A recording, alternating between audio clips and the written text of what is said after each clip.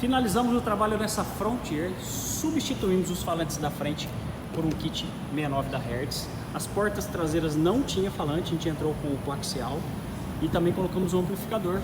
Como ela não tinha saída, então o amplificador que toca os 4 alto-falantes, tá? Sem subwoofer, apenas os 4 falantes da porta, com o rádio original e com o amplificador. E agora eu vou convidar você para colocar o fone de ouvido e escutar que espetáculo que ficou esse som. Curte aí.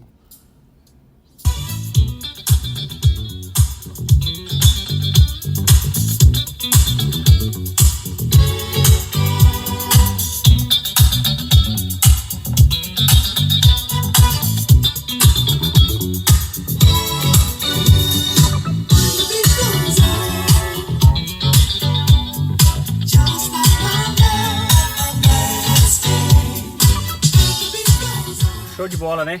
Isso aqui é um som de qualidade feito pela Angrasol. Então, se você quiser colocar um som de qualidade, fala com a gente aqui. Curte aí mais um pouquinho, porque esse som ficou maravilhoso. I might as well get on.